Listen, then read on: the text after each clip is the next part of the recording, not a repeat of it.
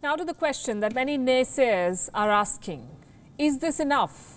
Can India really punish China just by blocking a few dozen apps? It barely makes a dent in the Chinese economy. We say this argument is flawed. First of all, the damage must not be assessed in sheer economic figures. A big part of strategy is signaling and posturing, and its significance cannot be undermined. Second, this ban is not a standalone move, it's part of a series of moves, with hopefully many more to follow. Geopolitics is not a one-act play, it's a series.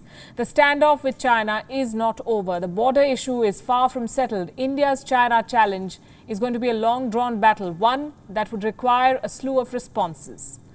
India can contain China, but for that, India will have to deploy all three means: military, economic, and diplomatic. A series of sustained responses to mount an effective counter. And we've been speaking to experts all day, trying to assess what India's options are, and we have a list of potential retaliatory moves. Number one, the boycott of Chinese products. It's already happening in the form of a public campaign and government moves like adding a made in China filter on products. Now, realistically speaking, India can never do a total boycott of Chinese products. And for that, India needs compelling domestic alternatives on price, on scale, on quality. It won't happen overnight.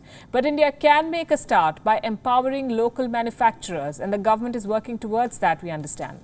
Number two, restrictions on FDI from China. India has already done that.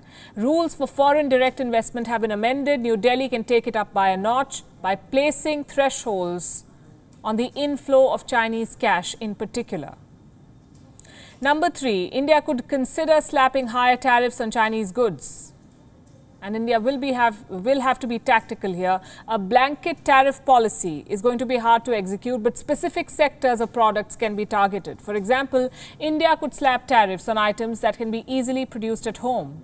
And we can tell you it's already work in progress. From 90 Chinese goods that are currently taxed in India, the government is mulling tariffs on 300. China is going to oppose such a move, even threaten to take India to the WTO. But that should not be a worry. China has reaped the fruits of globalization but denied foreign players fair and equal access to its markets. Throughout, Beijing has imposed tight restrictions on foreigners and refused to provide a level playing field. Speaking on the app ban today, China said that it suspects that India has violated WTO rules with its orders. Well, here's the response. Charity begins at home. Stop flouting rules yourself. When the coronavirus crisis began, India issued a travel advisory against China. New Delhi can consider not withdrawing it, even when the crisis is over. Almost immediately, this would have an impact on China's tourism numbers. According to one report, 14 lakh Indians visited China in 2017. Loss of tourists means loss of revenue. Similarly, Indian students studying in China could be asked to return, given places in Indian universities. Number five, downgrading diplomatic ties. And it is an extreme measure, but it will not be unprecedented. The United States has imposed visa restrictions on Chinese officials, a move that directly targeted Chinese Communist Party officials. India could decide to place similar restrictions on Chinese diplomats.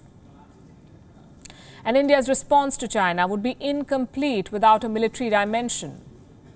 And here too, India could make a few moves.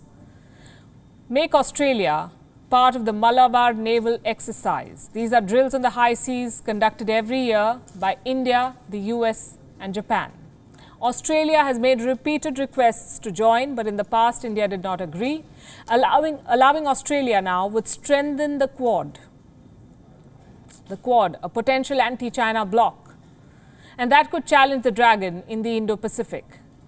The way to deal with this threat is to create strategic alliances. India could follow this up with a comprehensive maritime response to China's border aggression. Indian naval forces should demonstrate their ability to block sea lanes.